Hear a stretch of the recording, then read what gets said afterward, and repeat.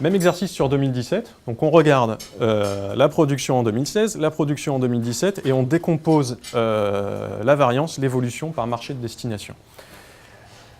Donc on est censé prendre la même photo une année plus tard, et on voit que cette photo est diamétralement opposée. Au lieu d'avoir un marché domestique très fort et des exportations qui vont un petit peu nous freiner, c'est tout le contraire.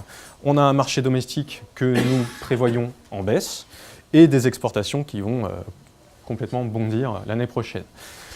Pourquoi? Alors, il faut savoir qu'avant cet événement majeur pour nous qui est le Brexit, on prévoyait plutôt une stabilisation. Vous voyez ce point, la domestic shipments, donc vente en Europe et par raccourci livraison des usines européennes vers l'Europe, légèrement positif ou 0%. On a revu nos prévisions suite au Brexit. La demande en Angleterre avant le Brexit, on la voyait déjà chuter. On voyait déjà une fin de cycle et une chute de cette demande. Donc si je vous avais présenté ce graphique avant le Brexit, vous auriez vu déjà un moins 4%. Désormais, c'est moins 8%. On a tablé également sur un effet de contagion sur la demande européenne dès 2017. Et donc, des marchés comme Italie-Espagne, que vous voyez là à plus 4%, avant le Brexit, on était plus à plus 6%.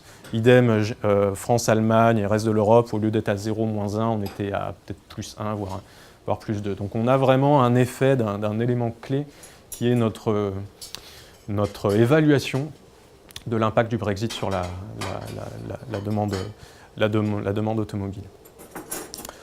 Donc, une demande européenne en baisse dès 2017, avec bien sûr des divergences, toujours une progression sur l'Europe du Sud, et par contre des exportations qui là vont, d'après nous, avoir une croissance à 2 chiffres.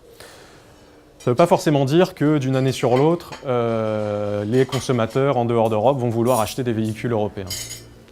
C'est plutôt une question de push, une question d'activité produit. C'est pour ça que j'ai décomposé cette augmentation des exportations en deux, avec d'un côté 80% de la croissance qui est due uniquement à certains véhicules que j'ai listés ici. Alors quels sont ces véhicules? C'est des véhicules avec un profil plutôt exportation. Donc dedans vous avez des classiques, des modèles premium, des Allemands, des additions de modèles premium allemands, Audi Q2, etc. Et on va remarquer qu'en proportion, on a également beaucoup de premium challenger, les nouveaux premium, ceux qui se diversifient ou qui sont de plus en plus offensifs. Donc à citer Infiniti, qui va commencer à exporter de plus en plus son Q30 et QX30 vers l'Amérique du Nord. La renaissance d'Alfa Romeo, avec une production en Italie, et espérons-le, un succès sur les marchés chinois et américains.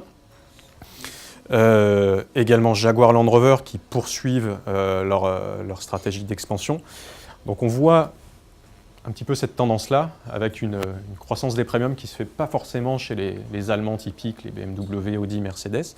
On prévoit de rester dans le vert l'an prochain en termes de production, ce qui n'est pas le cas en termes de vente suite au réajustement après le Brexit.